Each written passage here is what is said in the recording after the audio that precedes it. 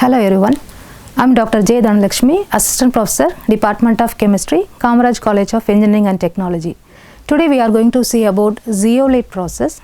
It is one of the important water treatment technique. So let us see the zeolite process.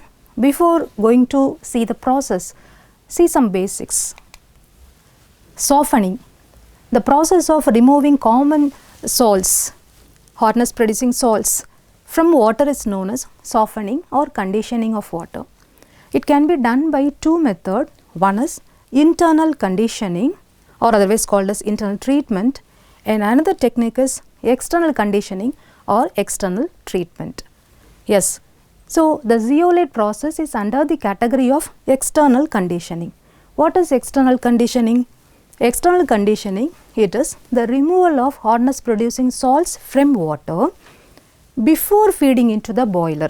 That is a very important point, and it is done by two processes. One is zeolite process, another one is demineralization process. We are going to focus the zeolite process. So what happened when hardness causing salts present in the water, when we are directly fed into the boiler during the production of steam, the hardness producing salts leads to lot of troubles, mainly scale and sludge, priming foaming, caustic embrittlement and boiler corrosion occurs. As a result, the efficiency of the boiler decreases, so that we need to remove the hardness producing salts from the water. So in that aspect, external conditioning is very important one. So let us see the zeolite process. Yes, zeolites. It is naturally occurring hydrated sodium aluminosilicate. This is the formula for zeolite. It is naturally occurring material. So, what is the nature of the naturally occurring zeolite? It is green sand. See the picture, it is green sand and it is non-porous in nature. So that we move on to the synthetic zeolites. The synthetic zeolites is generally used for water softening in the industries, right? So what is synthetic zeolite? It is generally represented as Na2Ze. What is the characteristics of synthetic zeolite? It is porous in nature. That is the main important point. It have pores and possesses gel-like structure. So this is synthetic zeolite. Now see the process. See the picture. Here it is a cylinder. The cylinder is packed with a sodium zeolite, right? This left side have a hard water entry. At the top of the cylinder have a sodium chloride, that is regenerating column is there. Now hard water is enter into this cylinder. It is reached to the bed. Here the sodium ions are loosely held with the zeolite. Yes.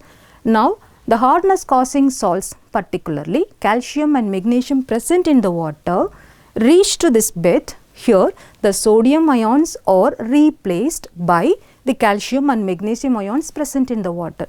So all the hardness causing salts settled here, and rest of the water coming out from the cylinder is called soft water. After that, after some time, the complete zeolites are converted into calcium and magnesium zeolites. In that time, we go for the regeneration. At that time, cut the supply of hard water and open the regenerating column, where already filled with the sodium chloride solution. It is enter into the column. The reverse process takes place. Let us see what is the chemical reaction occurs during the process and regeneration. See, calcium bicarbonate, magnesium bicarbonate, these two salts we call it as temporary hardness causing salts. And calcium sulfate, magnesium sulfate, calcium chloride and magnesium chloride, these salts we call it as permanent hardness causing salts. So hardness causing salts present in the water passing through the column is already packed with the Na2Ze. Now the exchange of ions takes place. So the sodium ion is replaced by calcium and magnesium and converted into calcium zeolite and magnesium zeolite. So the water coming out from the column is enriched with the sodium salts, right? So this is for the process reactions. And move on to the regeneration. Here After some time the bed get exhausted, so we go for the regeneration. In that case, the sodium chloride is entered, and this sodium chloride is once reached to the bed, it is already a calcium zeolite bed.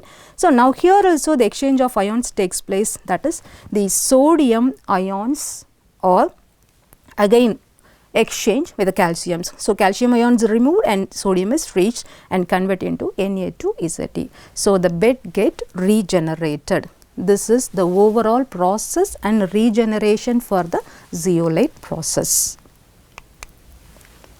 Now, see the advantages. So, advantages, water obtaining by this process will have only less hardness, approximately 2 ppm, and this method is very cheap technique because the regenerated zeolite can be used again and again, and equipment used is compact and the equipment is very small size, so occupies a small space, and operation is very easy. These are the advantages. Even though have advantages, still have lot of disadvantages. Let us see the disadvantages one by one. The first disadvantage is turbid water cannot be treated by this process because turbid water contains the finely divided particles which settles the bed, zeolite bed, which blocks the pores present in the bed, so that it is not possible to treat the turbid water. And the second case, acidic water cannot be treated because acids may collapse the structure of the zeolite. So, in that aspect acidic water cannot be treated for the zeolite process, and water containing Fe and Mn, particularly Fe and Mn, cannot be treated because regeneration is very difficult. So, that Fe and Mn containing water cannot be treated. And the last one, this process cannot be used for softening brackish water. These are the advantages and disadvantages of zeolite process.